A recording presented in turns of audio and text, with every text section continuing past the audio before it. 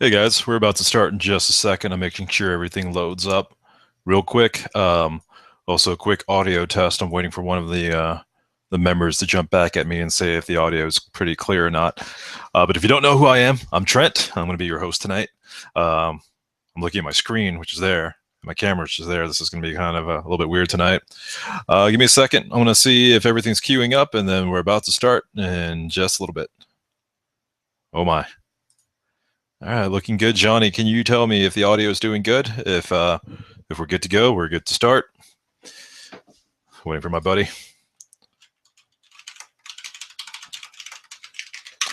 Nonetheless, any of you Atlanta guys, I hope the weather is nice. I've been inside the house all day playing video games, playing Smite.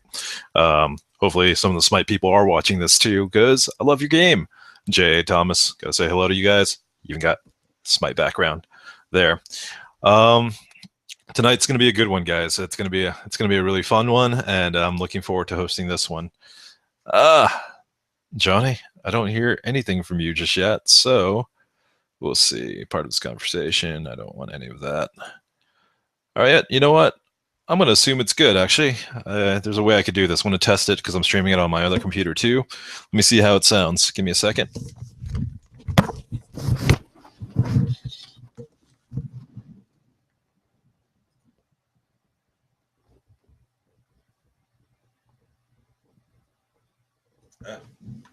Pretty good. Pretty good. And so it goes, guys. I'm happy with how it sounds. Let's start this bad boy up. Once again, I'm Trent, guys. I am your instructor for tonight. A lot of you guys already know who I am, but there's a couple of new faces tonight because it's snowing. Everyone's stuck at home. If no one had really anything to do, I just sent the link out to everybody. I'm sure Meet and Shoot members fully understand that we're pretty much an open group, and so hopefully some photographers out there are going to get something out of this. And if you like what we do, join us. All of our events are like this. Let me switch to the PowerPoint presentation, guys, so you guys can see that there. Give me a second. All right, getting the most with depth of field with your host, Trent Chow. Thank you guys. This is a Meet and Shoot event. And once again, 1 second. All right, perfect. All right. I got to point out, recently just married, one of my favorite people of all time. There's Vivian right there giving a beautiful trapeze show. I forgot what event this was, but this was in Georgia. And something that shows is everything there. So the whole scene, which is using depth of field to its advantage. As always, our events are, we have sponsors. The 4 sponsors that we would like to point out, starting from the left, is Aperture Rent. One of the greatest companies I know, some of the nicest people. Use the code MEETSHOOT10 and you can rent any camera, any lens, and a lot more. Hey guys, keep it safe. If you're going overseas and you want a nice camera, don't bring your own. Rent one, get it insured. That's why these guys are there. If you got a big shoot coming in and you want to try out some pretty crazy lenses and so on, it's a no-brainer. They have internet prices, and they are probably one of the best companies I've ever dealt with when it comes to just customer loyalty and more. A Photoplex Studio on top. Mike Noah is one of the good guys in Atlanta when it comes to having a photo studio that's available. The place is amazing. For a member special, it's $50 and you get 3 hours for the first month. Normally it's 2 hours, and that's only $25 an hour, guys, for a full-fledged studio. Mostly with us being in winter right now and so on, a nice place to shoot that's comfortable for you, and the model is great. So definitely check it out. There's dressing rooms, conference rooms, and everything else. LNS Attorneys at Law. Houston was here earlier this month. He gave a great presentation. Feel free to give him a call. Free phone consultation. The website's on the bottom. If we go too fast, just go ahead and rewind the video, and you guys will be able to get the link there. But talk any form of law or anything you need. And if you need a lawyer, which sometimes unfortunately we do, there's a lawyer for you. And lastly, on the right, Camera Service Company, most generic looking logo, but they're a nice group from what I know. $20 sensor cleanings. Ask for Allison. She's a friend of mine. And there's a lot of great other things that they're doing right now too. So for only $20, get your sensors cleaned. It's kind of a no-brainer there. It's pretty much 50% off. All right, guys. Before we start, I want to say a big thank you for making for members for making our first guest speaker of 2015 feel extremely welcomed. Houston entertained a packed house, made a lot of people laugh, made a lot of people leave very informed, and there was a lot of satisfied faces. As always remember to RSVP for these events. You make us happy when you do, because we can tell if you're actually interested or not. And something that's completely new is, since we have it on record, I don't have to inundate you with what Meet and Shoot's about all the time now. If you're completely new to this, we have a great video that we had from our January event that it fully explains everything we are and what we do. And so it's one of those things. Check it out. We're a good group. And sorry, Rachel messaged me. She's my girlfriend here. It's an amazing group. So just check it out, and feel free to figure out any other further information you have there, or any further information you need there. All right, guys, we have a few upcoming events. As always, look up our meetup.com page at www.meetup.com and look up Meet and Shoot Atlanta. Pretty much Meet and Shoot Atlanta, and you'll find us. We have an amazing masquerade shoot at the Tabernacle in Atlanta on March 22nd. Chris is going all out. He's headlining this event, or he's the one who's event managing it. I'm going to be there, of course, but it's a very Stanley Kubrick inspired masquerade shoot that's just going to be stunning. Definitely one for the books, guys. Or one for history. It's going to be amazing. We have another stunning on-location glamour and boudoir shoot at Attorney Houston's house.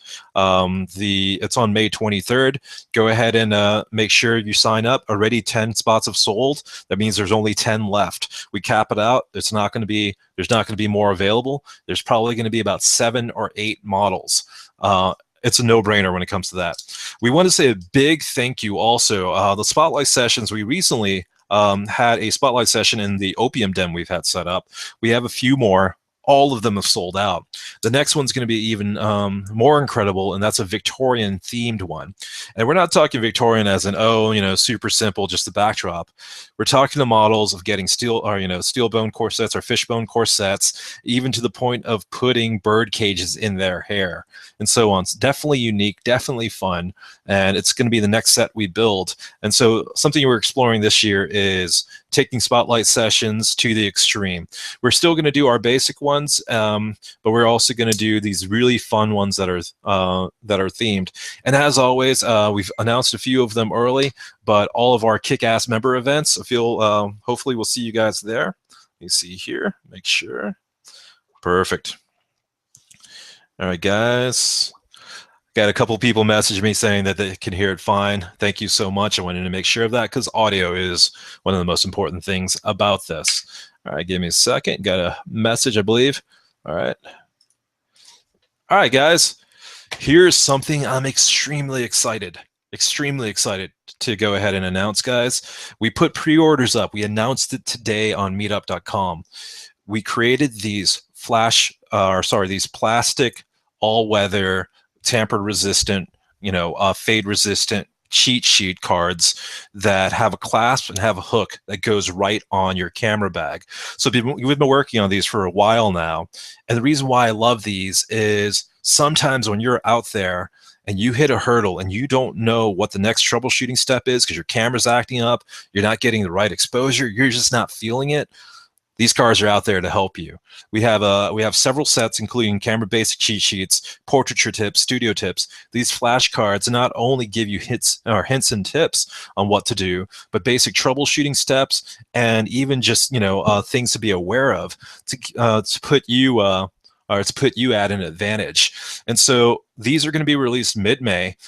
We already went ahead and put the pre-order links on meetup.com. It's the easiest way to do it.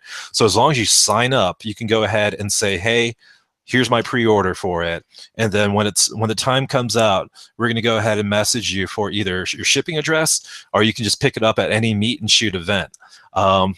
This is where it's going to get to too, guys, where we're working on this. It's not going to be relatively soon on this one, but we're going to have QR codes on it too, where you can scan it with your phone and it'll go to a video of how it can help you. And so I've been really excited about this. People have messaged me before in the middle of a shoot when they've been in trouble and they've needed help. Well, these cards are just there. And the cool part too is if you're sitting down, you're just taking a break, They're right on your camera bag because we have a convenient clip on them that hooks up to your camera bag, and you can just read through it and just get inspired for what you're doing now. This is going to be really killer for the portraiture one, where not only is it giving you troubleshooting tips, but it's also saying, hey, you can do this, you can do this, be aware of this, and you can get a better photo. And so we have a couple of extra options for it, like a clip that goes on, an optional pull cord, just kind of like a little, whatchamacallit, when you have an ID for work and you just pull it from your belt. We have a few of those options available for everyone. But once again, weatherproof, tear-proof, all that jazz, easy clean surface, fade resistant. If it gets muddy, just wipe it with water and you're good.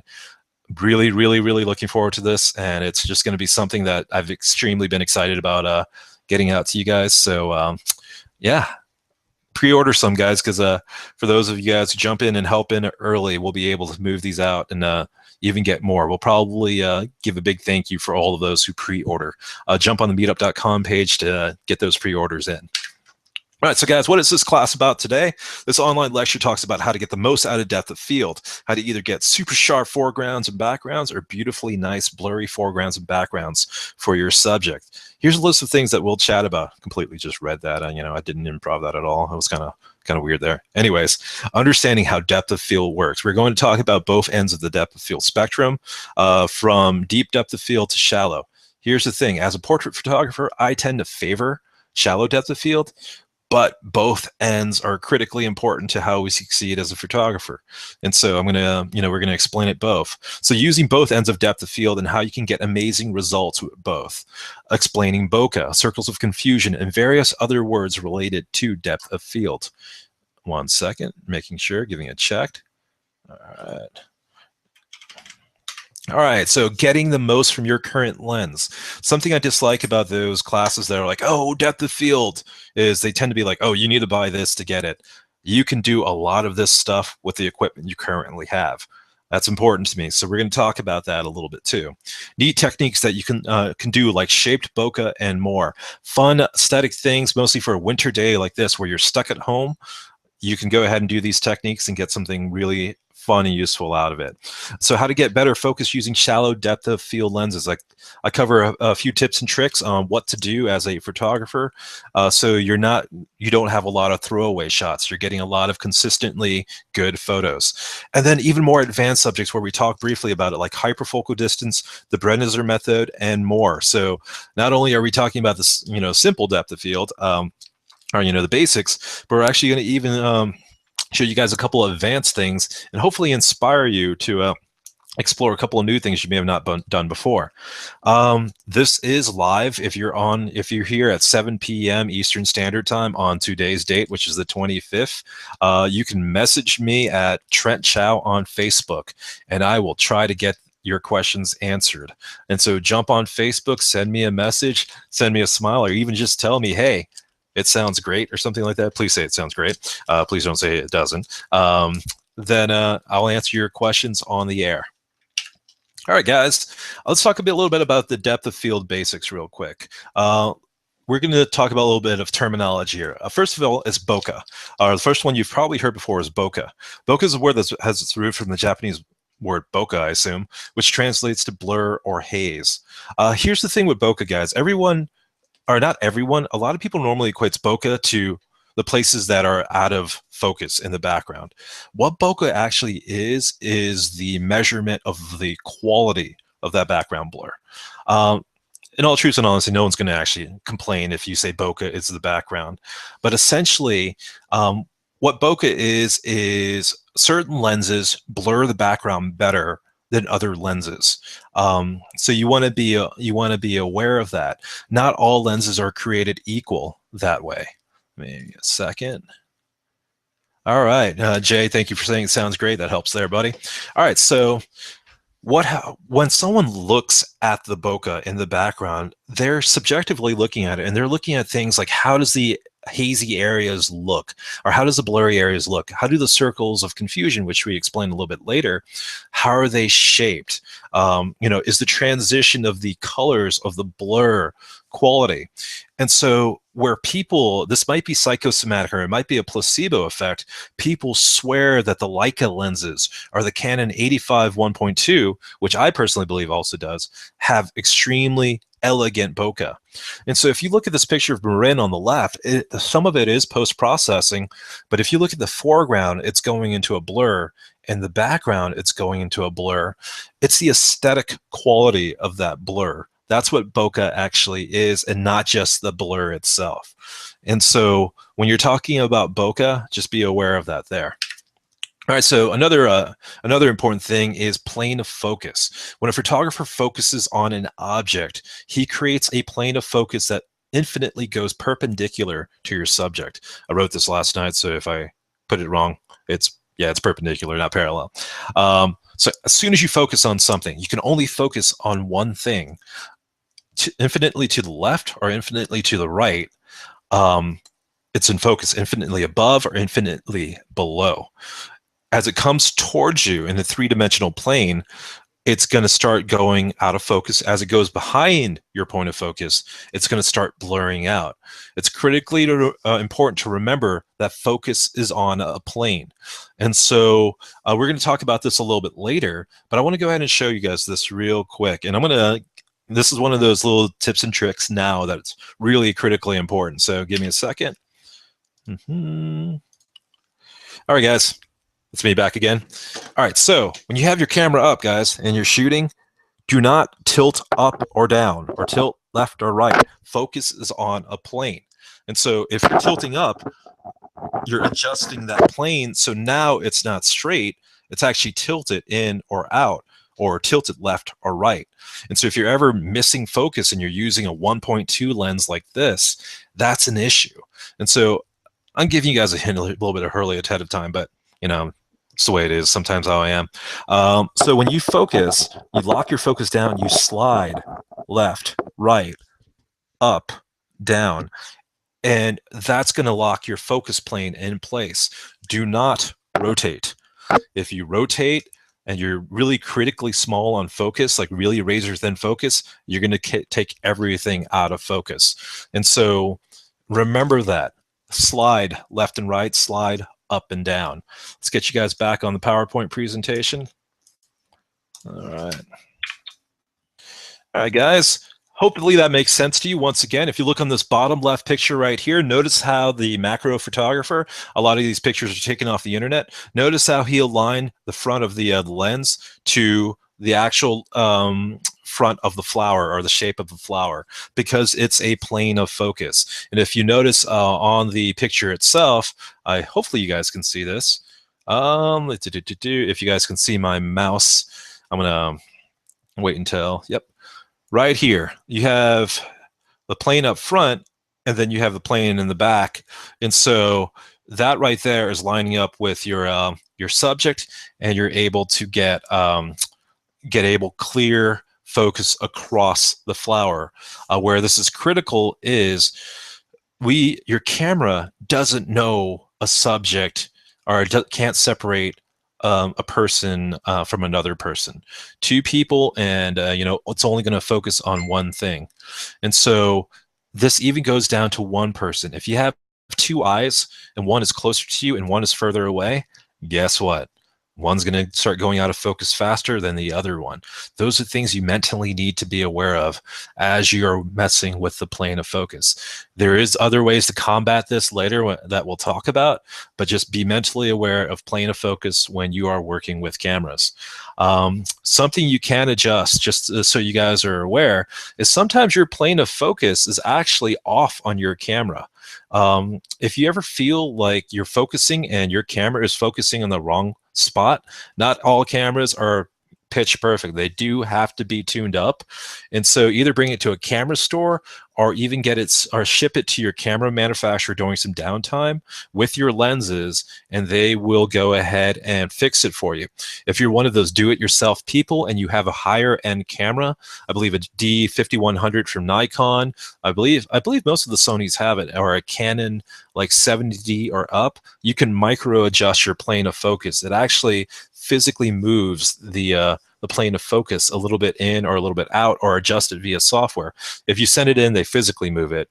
If it's in the camera, it actually adjusts the lens's autofocus algorithm. And so just be aware of that you can go ahead and adjust your plane of focus in camera. All right, guys. The next one is MFD, or a minimum focus distance.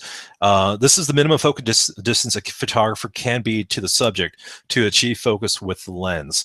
This is something that's extremely important for depth of field, because one of the factors that we'll talk about later is highly influenced by minimum focus distance.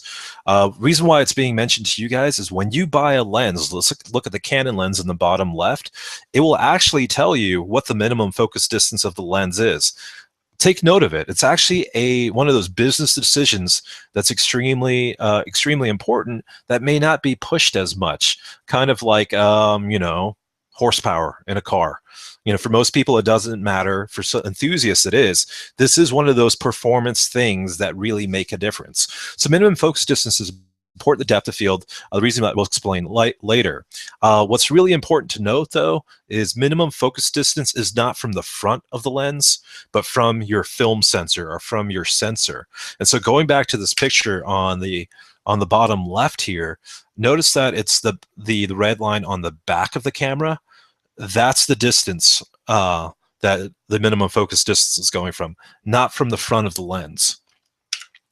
So some lenses, I believe the Canon 102.8L has a minimum focus distance of like 10 inches, which seems a little bit long, but then you realize the lens itself is like 7 inches long, or sorry, like 6 inches long, and the camera is 1.5 inches. So all of a sudden your subject's like 1.5 inches in front of the lens. And so it's pretty crazy. So we'll talk about that a little bit more, of why minimum focus distance is important. But when you're looking at lenses, guys, make sure to look for that look for that option on there. It could be something, actually, if you want to know how it's so important, all of Canon new lenses that they were releasing actually have very, very nice minimum focus distances.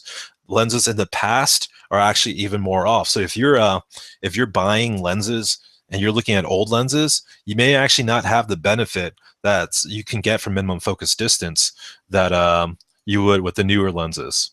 All right, going forward, let me do a quick checkup, guys, to make sure everything is good online here. But let me see here. Looks like everyone is happy. All right, so the next one, guys, is circles of confusion. Let me go ahead and explain something fun about this one. Circles of confusion are blurry light orbs created in the background of a shallow depth of field portrait, or shallow depth of field shot in general. Normally, the wider the opening of a lens, the more circular sphere-like the orbs are. And so cheaper lenses use less aperture blades to create a circle, so they can create a less circular shape. Such as a pentagon. Many can find these shapes to be distracting. And so if you're buying cheaper lenses, look on the bottom left here, guys. See that orange picture over there? That is a typical Canon 51.8. When you drop it down to f2, if you drop it down to 2.4, it creates a sort of, see, that's a pentagon shape rather than a circular shape. And so that some people find distracting, some people don't give a care about. Just be aware that that's the circles of confusion being created.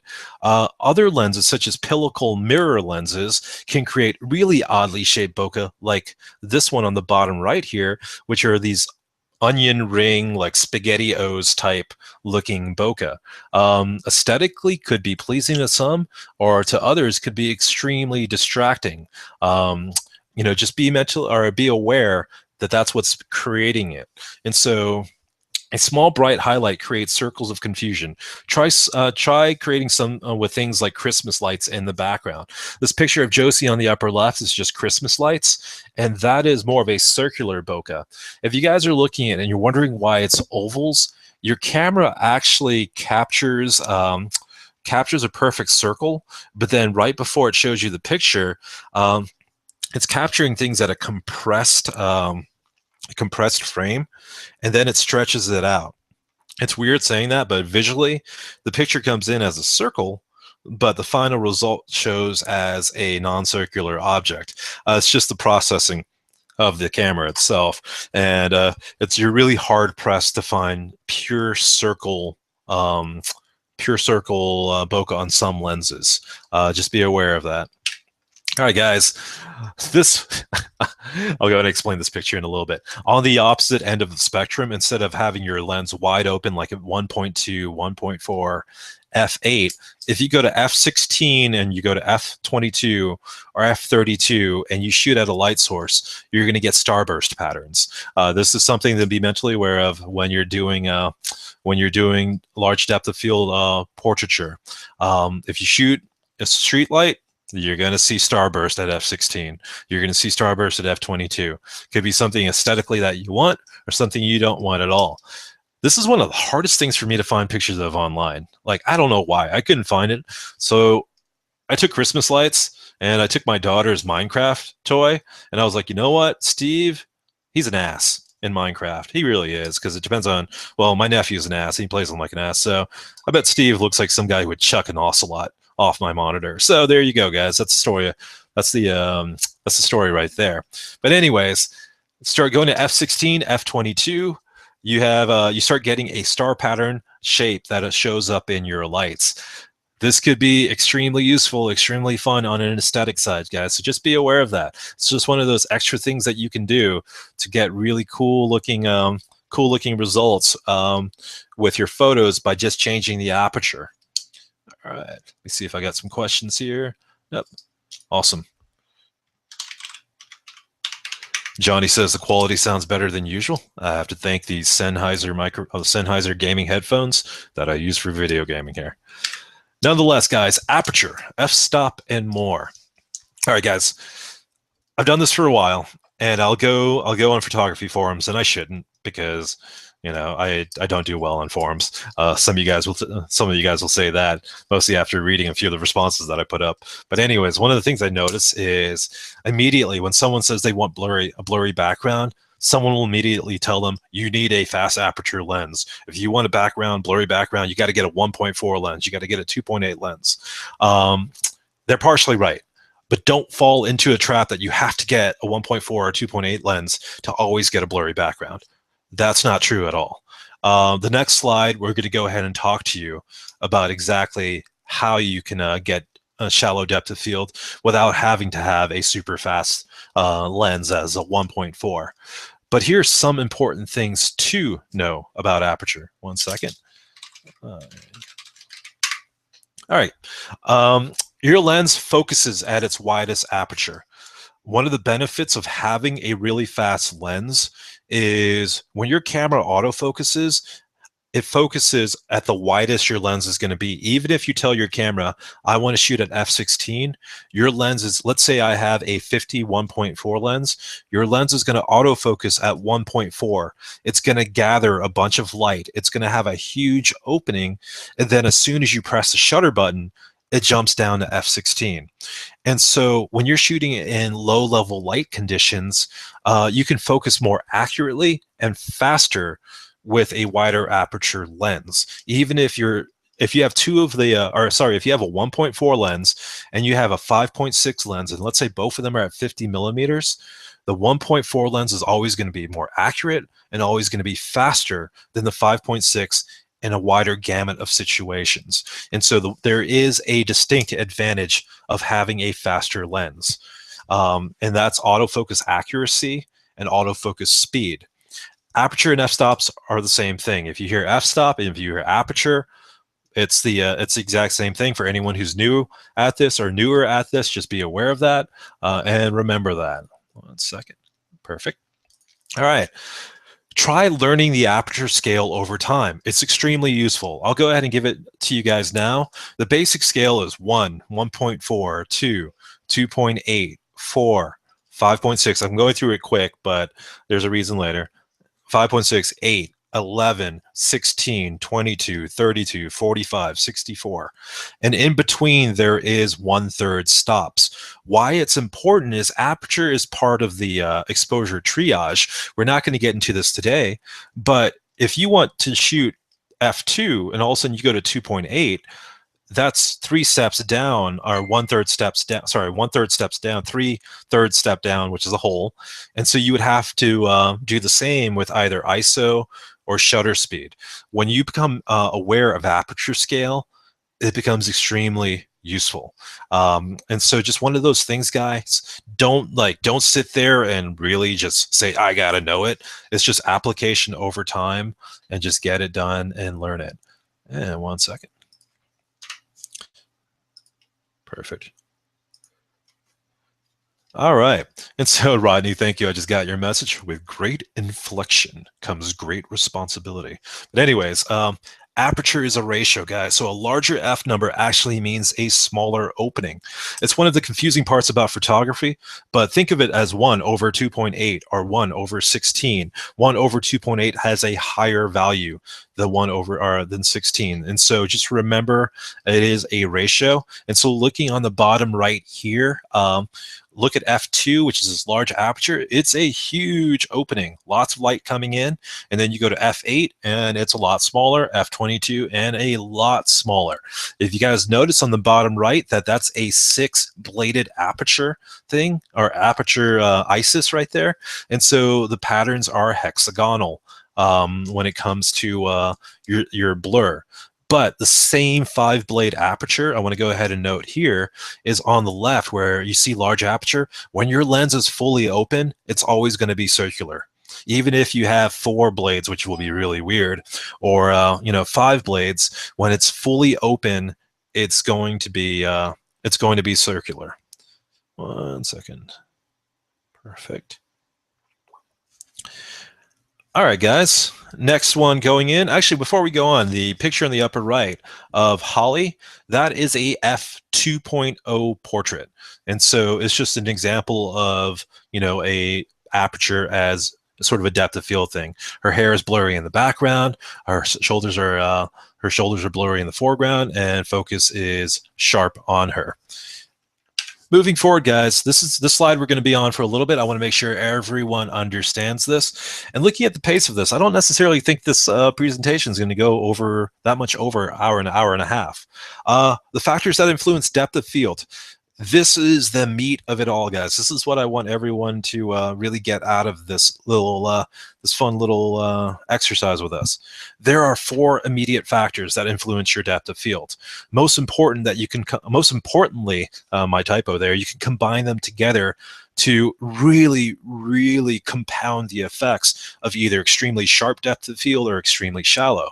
So what you can do is you can just concentrate on one of them and get good results, or you can combine 2 together and multiply the results, combine 3 together, really multiply the results. You can cube the results probably, and then you can combine all 4 together and dramatically alter the results. So the first one's the aperture of the lens. Most people will tell you if you're sitting right there and you're shooting with someone, you can go ahead and change your aperture from f5.6 to f2.8, and you're going to get a blurrier background. If you want more of a background in, well, you can go from 5.6 to f8 to f11. It's one of those immediate things you do. Something to be aware of, though, is as soon as you do that, you change the aperture of your lens, you have to compensate it by changing other factors, the other 2 factors that affect it, which is either ISO or shutter speed. So sometimes you don't want to do that. And so this is why it's so important for me to go ahead and mention the other 4 factors, because sometimes you can't go less than 2.8. All right. Making sure I got a couple messages in. I'm loving this. All right, guys. So aperture-wise, the thing I like, guys, is I like buying a 1.2 lens. I like buying a 1.4 lens, not because I could use 1.4. It's because if I use f2 or if I use f2.8, I still can go to 1.4 if I needed to. I don't necessarily shoot a lens at the widest it can do, because something that's important to know is your lens is sharper at its sharpest 2 stops down from its maximum aperture. And so if you're at 1.4, 2 stops down, one stop is f2, the next stop is 2.8.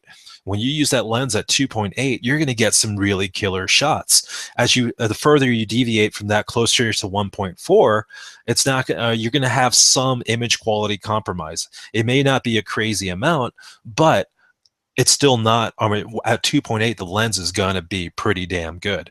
So why is that something that's important? Well, let's say you have an f4 lens, a Canon 24-105 f4, conveniently mentioned because of some things that happened recently. But anyways, you have a 24-105 lens. Well, if it's two stops down, f4, f5.6, f8, f8 is where it's going to be the sharpest. There is a difference between 2.8 and f8 when it comes to levels of sharpness or levels of quality. So I like buying fast lenses because it gives me the option of not just using it at 1.4 or 1.2, but also using it at 2.8 and going to 1.4 if I needed to. All right, so the next one, guys, is focal length of the lens. For those who aren't aware of how focal length works, super easy, super simple hint. The lower the number, the wider your point of view. The higher the number, the more you're zoomed in. Remember that. If anyone's really looking at lenses, I want a lens that looks really wide, go for a smaller digit number. If you want a lens that goes extremely close, go for a higher number. Millimeters are confusing. For anyone else who wants another hint, the human eye is roughly equivalent to 50 millimeters on a full frame camera. And so if you want something that has your perspective, start at 50 millimeter. If you want, let's say, cybernetic mode and you're zoomed in more, a higher number. If you want, a guy cheating at Quake and changing his point of view to really wide, use a lower number. That's pretty much how it works. But anyways, the focal length of your lens matters. The lower your number, the wider the lens, the more depth of field you get. On the opposite side, the higher your millimeter length, the higher your number, the shallower your depth of field. And let me go ahead and draw something real quick. Okay. Let me see here. 1 second. This is going to be an effort and awful. So we'll see how this goes. All right, let's see if this works. Okay, so you got. Oh no, will it let me draw? Let me just make sure. All right, so you got this drawing. Whoa, what is this? Is this camera flying with me? It's crazy. Anyways, so you have. Whoa. This is awful. Let me delete this. All right, I want to make sure it's working on the screen first before I employ something really, really, really terrible. But anyways, for those who just joined in a little bit later, hey, I'm Trent. For those who don't know me, hopefully everyone. Oh my God, it is awful. I can imagine some crazy, horrible things that I could do with that later. Anyways, I just saw it on screen here. All right, guys. So here I am. Here's your camera. Oh crap. Here's your camera, and here's your subject. Yes, mouse drawing. All right, so when you're first shooting, your depth of field is anything that's within this range right here. So that's what your subject right there. As you use a wider lens, as you bring your camera in, your depth of field goes down. So it decreases in as you go into your subject. Whoa, this is weird. I should draw like a burger and carry that. But anyways, as you take the camera further away, what is going on here? This is wacky looking. I'll never do this again. Your depth of field. Whoa.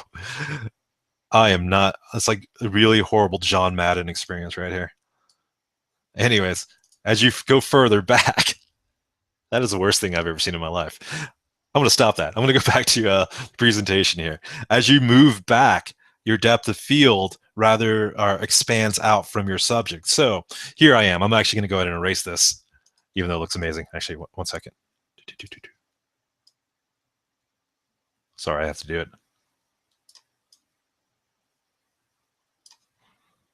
Let's see if it works. Yes, anyways. So here I am, guys.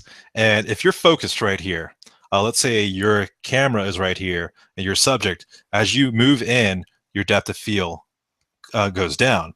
But as you move away, your depth of field expands out. And so your focal, sorry, I completely jumped to part 3 because I was enjoying this thing. I screwed that up. That's embarrassing, but fortunately, I'm surrounded by friends. I love this. Let's see here. I think some people are laughing at the idea, uh, laughing at the idea of how this is looking. Anyways, let me go back to this. What's important? Oh no! I hit stop broadcast. I'm not supposed to do that. Oh wait, I didn't. Yes. That was close. Anyways, guys, the wider the focal length of your lens, let's get serious here, the more depth of field you have. The shorter the more zoomed in you are, the higher the millimeter length, the shallower the depth of field. So if you're using a 100 millimeter lens, if you're using a 100 millimeter lens, you're going to get shallower depth of field. You are going to have a different composition. It's going to look visually different, but you're going to get a blurrier background. That's why when you see those sports shooters, they're using 500 millimeter lenses. They're using 600 millimeter lenses because you're at the same event. You're taking the same photo. It's Drew Brees completely destroying the Falcons, and you take a picture of him throwing a pass, and those sports shooters are getting Drew Brees perfectly focused and the background blurry. And then you look at your photos and you see that really fat Falcons fan in the background crying, and you're wondering what the difference is.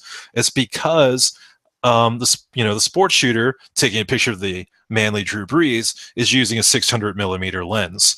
And so, it's just one of those things where a higher focal length really blurs that background away.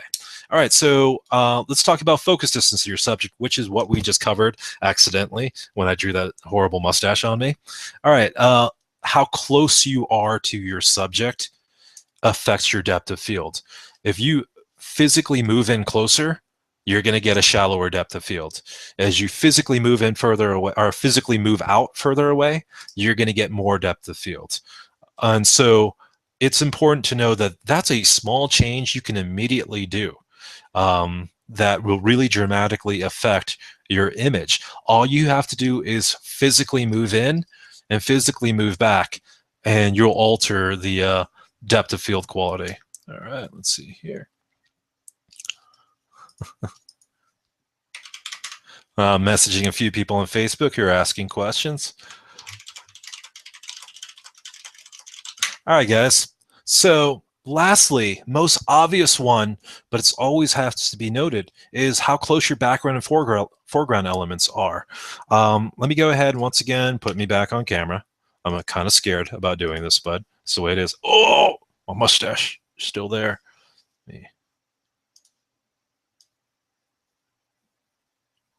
Anyways, this is amazing. Come on. Yeah. So here I am, right, guys? And this camera has a lot extreme depth of field, but let's say, here's John, here's Jamie. How close they are or how far away they are behind affects depth of field. So if you want something to appear even blurrier, get them further away. Let me see if I can even do this. If this focuses in on my hand, let me see, little sheep. You guys notice how the background starts blurring as soon as I hold this Minecraft sheep up? Or it's going to try to. Searching for face. But anyways, as soon as you get close to something and it focuses, you guys notice the background starts blurring away. As you move the background, as you move the subject closer to the background, it starts getting into focus. That's critically important to know because here's the thing. Your camera has actually no idea what a person is. All it sees is the scene. And so if you have John back here and you want him in focus, move John. If you have a wall that you don't want in focus, move everyone. Remember that. That's how you get either blurrier backgrounds or sharper backgrounds, and treat everyone in there like an object that needs to be manipulated for you to either get them in focus or get them out of focus. All right. Let's go back to screen sharing into our screen.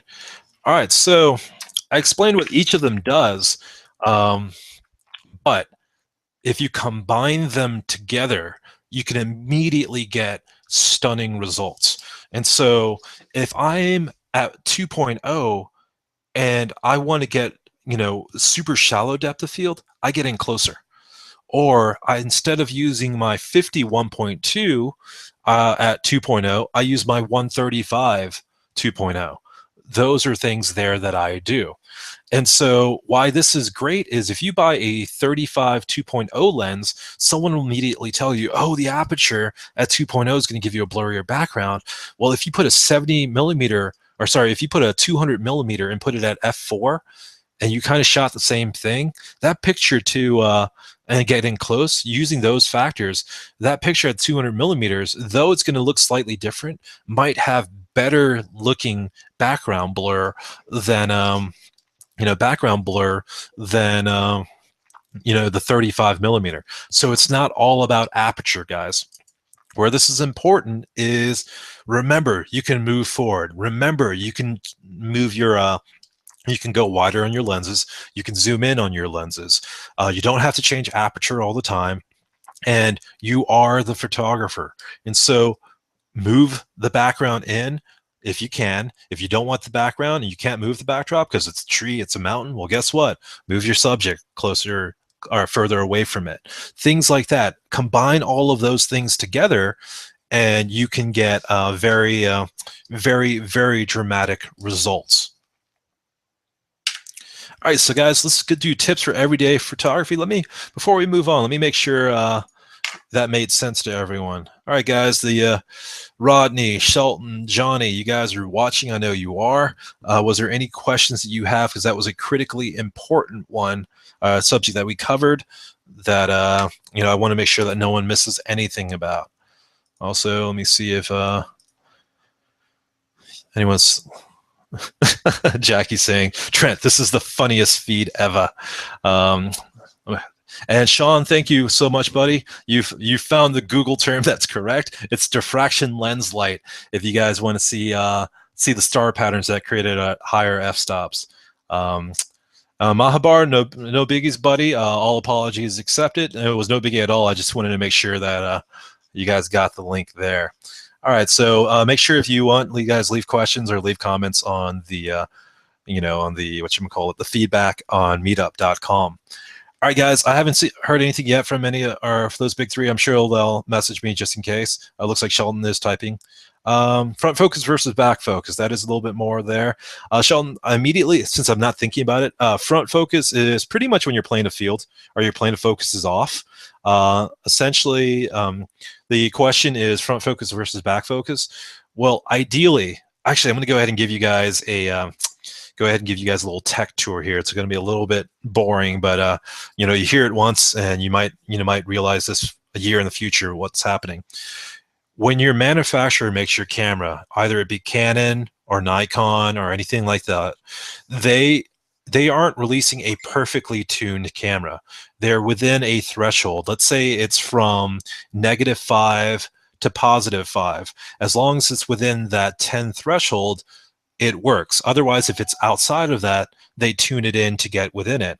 Why that's important is lenses also are in that threshold from -5 to +5. These are just arbitrary numbers out, but I want this to make sense to you guys as I go on.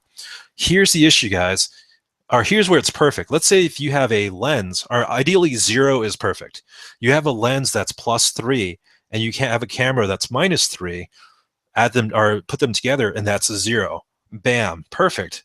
But the issue is, what if you have a camera that's +5 and you have a lens that's +5? Well, it's a positive and you have front focusing. What if you have a camera that's -5 and a lens that's -5? You have back focusing because now you're at -10. Technically, they're within design thresholds. They didn't release a camera that was bad. You just got the luck of the draw of having two things that are on the extreme deviant or the extreme edge, and you have to tune it up. And so if you can tune it up to have perfect focus, you're going to be at 0. Yep. All right. Jerry Phillips just messages me, I'm in. And all I can think of is Jeff Fahey from the Lawnmower Man at the very end. He's like, after he's like, putting the beat down to Pierce Brosnan and whatever, he's like, I'm in. But anyways, sorry, I love that movie. It's a little sci-fi geek in me here. Shelton, hopefully that answered your your front focus versus back focus question, or the point you were bringing up. All right, let me check this out here. All right, going back to it, guys. Tips for everyday depth of field situations. All right, when posing a group of people, make sure their faces. God, I want to just leave quickly. I'm going to do that. Make sure their. Sorry, that was bothering me. If I don't do that, Chris is going to jump on me and be like, "You always do that." Their faces are lined up on the same focal plane. All right, guys. Once again, I gotta make sure you guys are aware of this. All right, let me see here. I'm gonna get a permanent marker. This is how much I'm sacrificing myself for you guys. All right,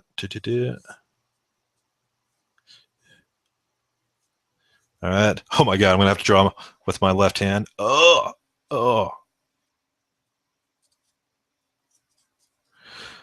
right, you got my beautiful girlfriend, Rachel here, absolutely gorgeous, and you got an ass, or I have no idea. I'll say this is let me see, who can I pick on? Yeah, this is Elizabeth's cat Leo, which is kind of, he looks like that. He definitely smells like how that looks. Anyways, you got a bunch of us. It's all there. You want to make sure we're lined up. The closer we are lined up, the better the shot's gonna be. And so it's really nice to get people going. And something you can do is, if you don't want to move people around, you yourself rotate so that they're all in line. So if everyone's like a little bit in and a little bit out, all of a sudden you come in and you hit that angle there where everyone's in focus. Rachel agrees with that. This, I have no idea what that is. But anyways, make sure to have both, or move your subject. This is where you are the photographer. Hey guys, can I have whatever this is move forward? Can I have Rachel? You're gorgeous. Can you move back a little bit? And that's how it works, guys. So make sure to do that as a photographer. All right. Next one. All right, get in as close as you can with your lens, both physically and zooming in, to get shallow depth of field. Why is this one being mentioned? Because have a kit lens. This is how you can really still get amazing photos. You need to take a portrait of somebody, and people are telling you you need a 100 or 85 1.2. That's not 100% true, guys. Your kit lens, do me a favor, guys, take a picture of someone, put it at 55 millimeters, go to 5.6 and just get in right by them. When you do that, you're going to get some pretty shallow depth of field. Is it the shallowest depth of field you can get? No. There's always more that you can take down. You can always go to 100 millimeter on another lens. You can always go to 2.8. You can always go to 2.0. But I don't want people to think you can't get shallow depth of field at all. It's very pleasantly nice what you can get at 55 millimeters, 5.6, when you're right by your subject. All right, remember, you can also step back and zoom wider to get more people in focus. Wedding shooters who are just starting out, biggest tip in the world: if you're taking pictures of a group, step back. You can always crop in to get a group, but you can't crop out. You can't Photoshop Uncle John back into it without a lot of major work. You step back, you zoom a little bit wider, and all of a sudden you get that much depth of field. It's an insurance policy just in case little Michael up front is a little bit ahead. All right, and so that's the thing, guys. That's the hint there. Step back, zoom out, and you get more depth of field. Instant fix for someone coming up and saying, "Can you take a picture of my group?" And you don't know what to do camera wise, or all of a sudden you're just kind of lost and it's just in front of you. So remember, step back, you get more depth of field. Step forward and you start getting people blurry. And so when you have to take a group shot, step back. If you have to take a landscape shot, even if you wanted a clearer landscape, step back. Also, sensor size is important. I don't know if you guys know this, and this is not on the thing, but I want to go ahead and say it. The reason why your cell phone camera takes a more depth of field is if you actually look at the lens millimeter length on your cell phone, it's like 1.3 to 3.7. and then it gives you a millimeter equivalent. That 1.3 is like 24 millimeters. The main thing to get out of it is it's a lower number, and because it's a lower number, um, um, it has more depth of field. So if anyone here is wanting to shoot, super detailed, large depth of field shot, get a crop camera.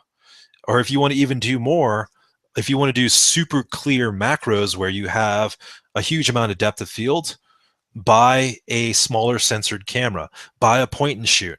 One of the hardest things that a lot of point and shoot people have to adapt to is SLRs are blur machines.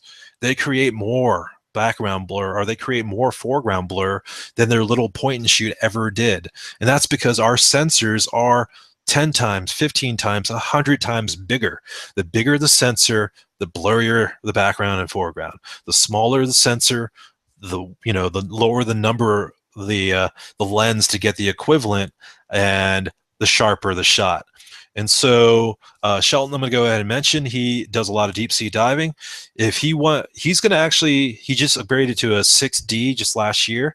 It's going to be a different world than shooting with the G10 that he had 5 years ago, because that G10 pretty much had 8 feet of focus, where that 6D is going to have 1.5 feet. 1 feet of pure depth of field. It's a different world altogether. All right, 1 second, make sure. Jamie's like, I'm finally here. I'm going to pick on Jamie because I love him so much. He's late. He's always late. I'm surprised he's even here. But anyways, hey, buddy, glad you can join in. Yo. All right. So very last tip is, when you're autofocusing and you hold the autofocus button halfway down, some lenses have what's called manual focusing override or something like that. It's something neat. I don't use it all the time, but it's great for macro lenses. Most of them do. You can hold your button halfway down, you can autofocus, but then you can go ahead and rotate the barrel and just fine tune where your focus is going to be. All right. Let's see. Jackie put a picture of me holding up a sheep and my mustache, or my fine Eric the Red beard up. That's awesome. All right, let's see here, guys. So those lenses are pretty useful, where you can change your focal plane. Picture on the left here is actually an infrared shot that I took at the Oakland Cemetery. This is a slightly different tangent, but for those who are very landscape shooters, infrared is a different spectrum. But something that's really neat to know is it doesn't see haze. And so you can shoot in infrared and get some extremely clear shots, even on a really weird hazy day. You just see, it doesn't see UV haze or something like that. And so if you've never had a chance, don't infrared a camera. You have to pretty much F up the camera so it only does one thing. Rent an infrared camera, try it out for a weekend, get it out of your system, but get some pretty cool photos where you have interesting depth of field and interesting clarity, because the camera is just designed that way.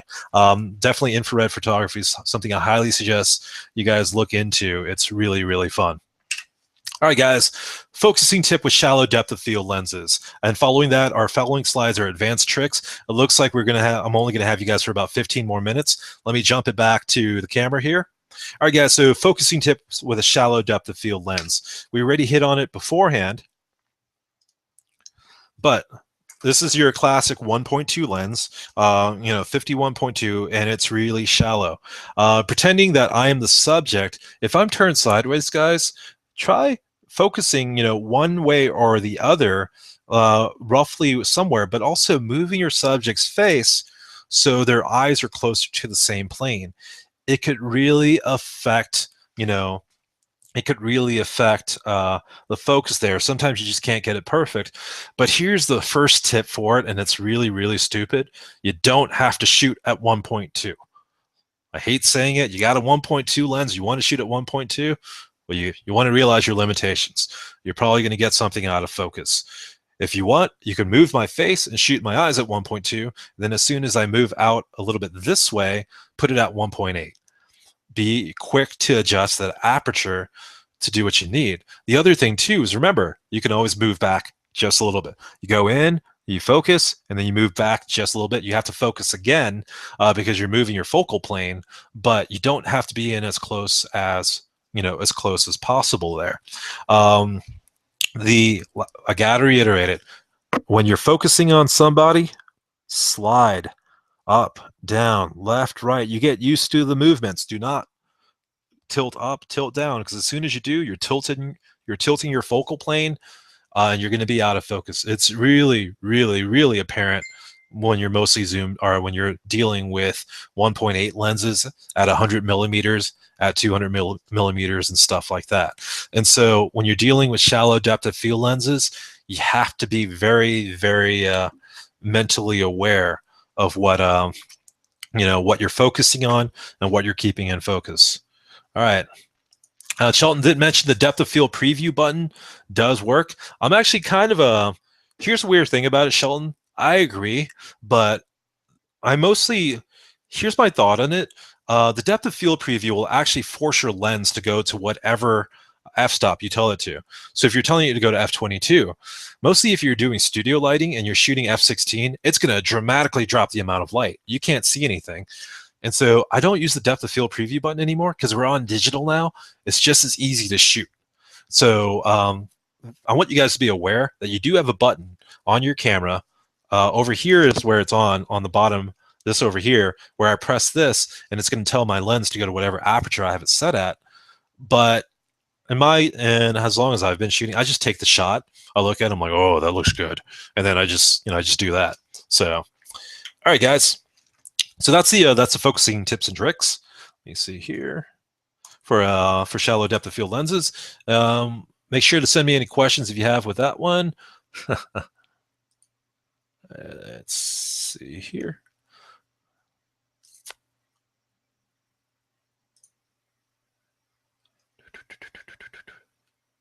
All right, and I want to go ahead and say thank you guys because we got our first order for our Photo Basics cheat card. I'm really looking forward to getting a lot of those sent out, guys. It's going to be extremely useful for a lot of people. All right, let's see here. Get back to entire screen here. The next few things, guys, are going to be we're going to just touch at them, but we're not necessarily going to say so much. Today is a short one. I think a lot of you guys are going to get a lot of great stuff from it. Yep. And the depth of preview, Shelton, you are correct, is extremely useful for landscapes. And when you have a lot of light, it's perfect. But there's something else coming up too that I think you're going to really love, buddy. All right, so the following slides are advanced tricks I will mention. Shaped bokeh. A fun side project you can do, mostly on a day like today where we're all caught in. Hopefully you have your bread. Hopefully you have your milk. Hopefully you have, your Campbell's chicken soup or whatever, because we're stuck at home. No one wants to drive in the snow right now, except for Joel, who probably has 15 feet of snow up there in Alaska. All right, so you can place a cutout of an object in front of your camera and get some really fun shapes instead of your standard circle. And so if you guys see the picture of Mario totally chasing, is it Daisy? No, it's not Daisy. It's just the princess. Oh, I forgot her name, Princess Peach. Notice the little hearts behind them, but the look on Mario's face is less hearts and love, and I just want to beat you. I wish I had a blue shell to destroy you. But anyways, the shape of the hearts that is created by shaped bokeh. And so you can buy a kit like you see on the bottom left, and it installs in front of your lens. You install it on your lens itself, and you put those shapes in front of it, and all of a sudden your out of focus highlights are going to show up as a shape. But because of the nature of how cameras work, guys, when you first get yours, remember, turn it 180 degrees, because the picture that your camera is capturing is actually it's flipped upside down, and then when your camera processes it, it flips it up to our point of view. It's the way the lenses work. It's actually how our eyes work too. You can get glasses that actually alter for us to see how our eyes truly see, and after a while, your eyes will adapt, and you'll see the world upside down. It's really weird. I learned that back in science class a long time ago. The thing to note here is when you put your shape on, to go ahead and make sure it's flipped upside down. There are shape bokeh kits available for relatively cheap. They're roughly about $19 to $29. Extremely fun during the winter time because there's a lot of Christmas lights up and stuff like that. So just get them from Amazon, guys. Just looked up shape bokeh, and you can get some pretty neat stuff there. All right, let's see here. And it's best to do this, guys, with very fast prime lenses, such as a 51.8. Normally, what you see paired with this, ideally, is a cheap 51.8 lens, because you have it fully open. It's circular. There's no, there's no odd discrepancies in the shape. And so if you are one of the do-it-yourselfer guys or do-it-yourselfer people, go to Joann's, buy a scrapbook page. Maybe a plastic sheet, and just buy a punch out. You can get scrapbook punch outs or so on, and you can create your own, and you don't have to buy a kit. And so maybe you don't want the volume button, or maybe you don't want, like, the radioactive sign, and all you want to do is just get a heart or get snowflakes. Well, you can buy the punches or the punch outs at Joann's for like $5, and you can buy a sheet, and you can make your own stuff for like $10. So, all right, give me a break. Let me I have a drink here that looks just like Windex. I'm going to take a swig before I move forward here.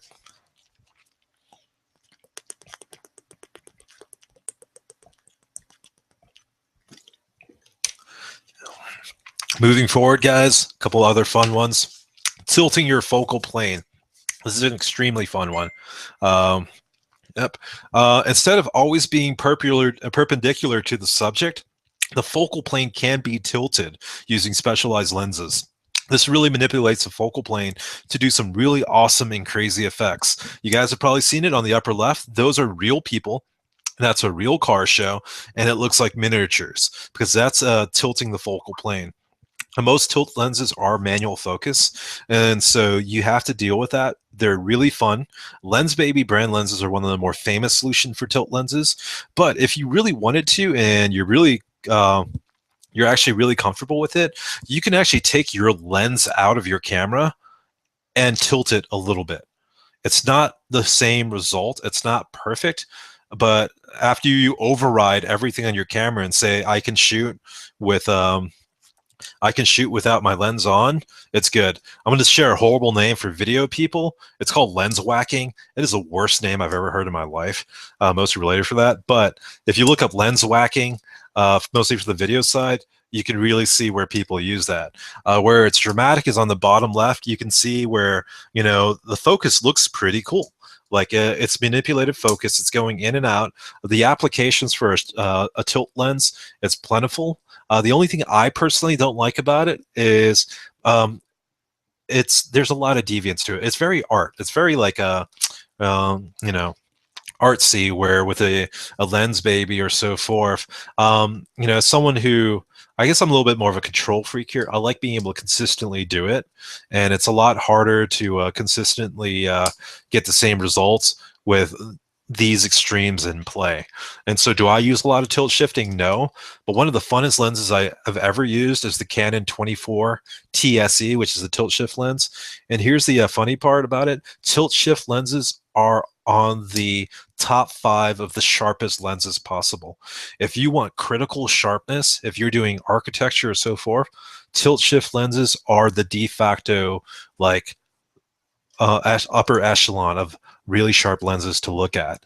And so for anyone wanting to have fun, don't buy it, because it's like $2,500 for a Canon tilt shift lens. But if you really want to mess both creatively and get really sharp shots, try the 24mm lens. Let me see here.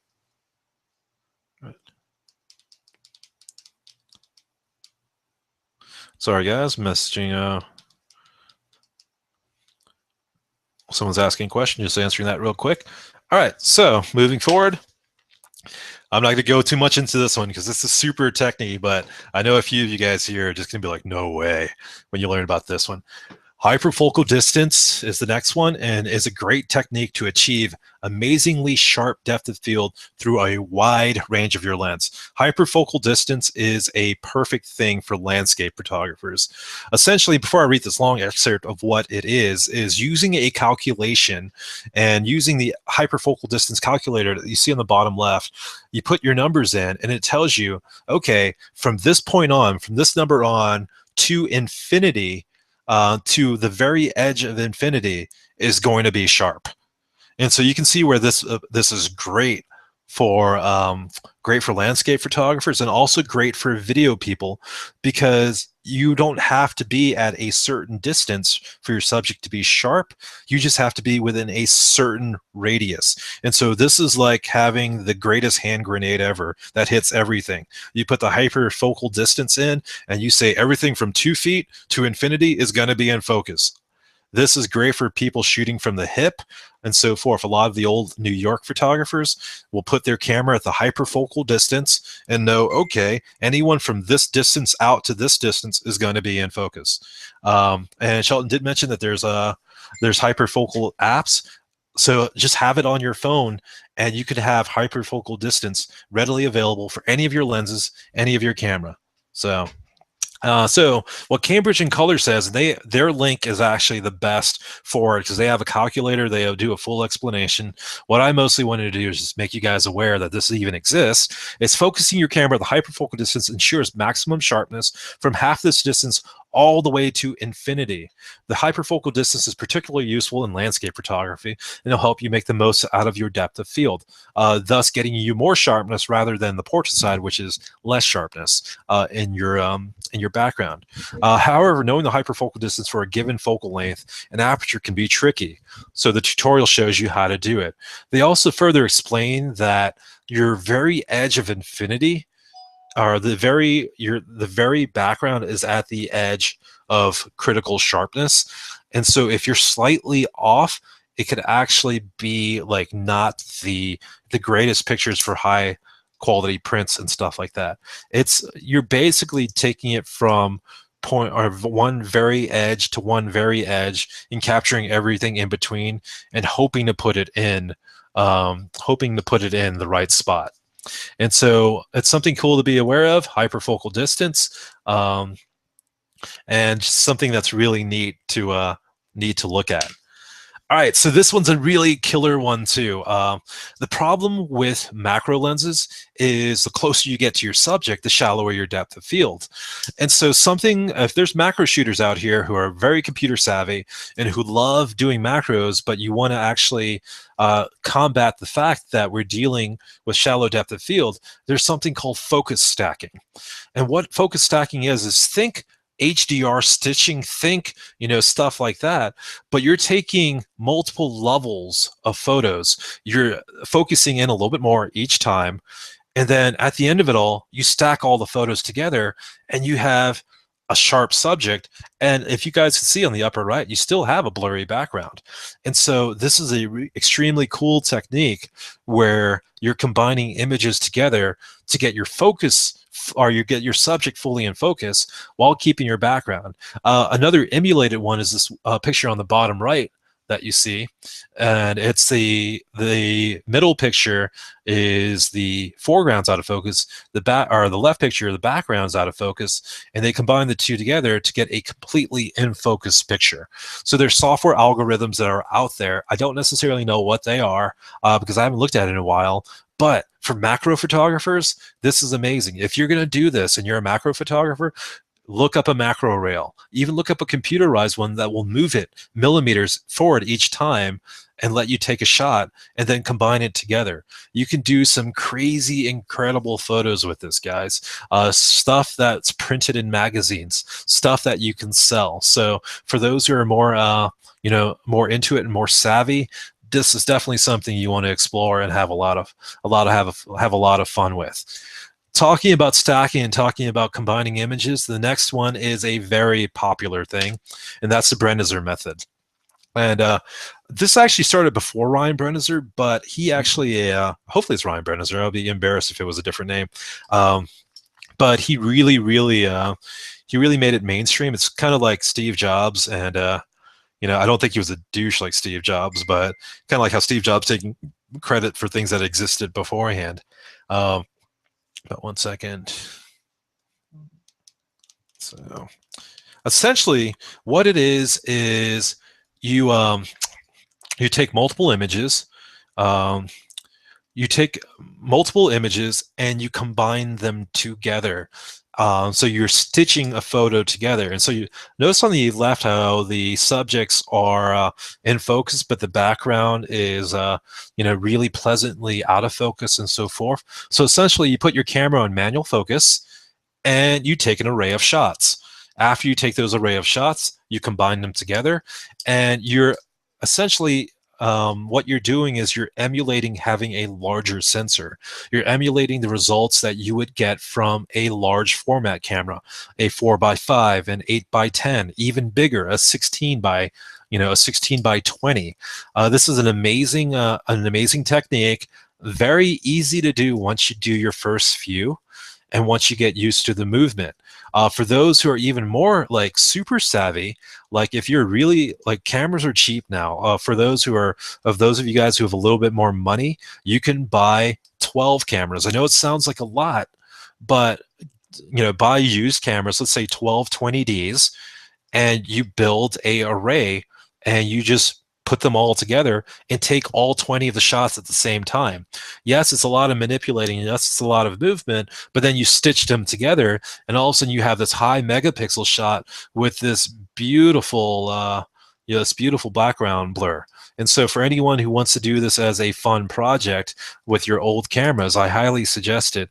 It's something really neat. Look up the Brennizer method and you can get some really, really cool shots that way. And guys, that's it. Actually, this is only an hour and 14-minute presentation. Really appreciate it, guys. Let me go back to a few things that I'll chat about, and then we'll let you guys go. This shot right here, guys, is I wanted to make an example of using large depth of field rather than shallow depth of field. Something that's important is we're shooting digital now, guys. Why not get both? If you're ever wondering what you should shoot, just get both. If you like one thing over the other, just try. Just figure out what you want by doing both and saying, okay, this looks better. This looks better than the other one. So, all right, and I wanted to point that out because this one's shot at like f16. This is a 35mm lens. Lastly, guys, going back to this one, I'm really looking forward to these guys. These cheat cards. Please pre-order them. I'm really excited about getting these out. Love your feedback, or love things that you guys would like to see on them. We have a lot of the content created already, but we're finalizing the print quality and making sure it's stuff that lasts a good bit and it's worth your time. And so if you guys have any like info that you must have on these cheat cards, don't give us your tips or tricks, because we don't want to steal anything that you might believe is yours. But we want to make it easy for all of our members to feel like they have a blanket of security to be able to do what we love, and that's take photos. That's the main part of this. It's not to sell a bunch of them. It's that people have gone to meet and shoots and they're just ecstatic because they're able to do what they love. We wake up and we take photos. How awesome is that? It's a luxury. And so I'm looking forward to getting these out because it's going to help people. Instead of someone hitting a hurdle and saying, excuse the language, shit, this is annoying, I don't know what to do, they might have the help they need to just enjoy what they're doing. And so, guys, definitely pick up these cheat sheets. Love you guys. Cheat cards cost, Jerry message. It's $15 for your basic one. It's going to be a higher price when it finally comes out. And for the portraiture and studio tip ones, it's $25. We're going to probably do something like $40 and you get all of them. I haven't put it up yet. This is just the initial thing. Once again, if you want to go ahead and pre-order them, go to the meetup.com page for our group. And they two recently just announced events. Those are actually the pre-order pages. I got lazy. I didn't want to set up an inventory system in another program. Most everyone here knows meetup.com. I'm just going to go ahead and do it through meetup.com. Guys, I hope you had a great night. Be safe out there. Be good. For those who play Smite, jump on and play the game with me in just a little bit. Let's kick some ass. But outside of that, there are a few events coming up. There's a couple more being announced, guys. Register for them. You know how these work. I'd love to see you at all of them, guys. Take care now.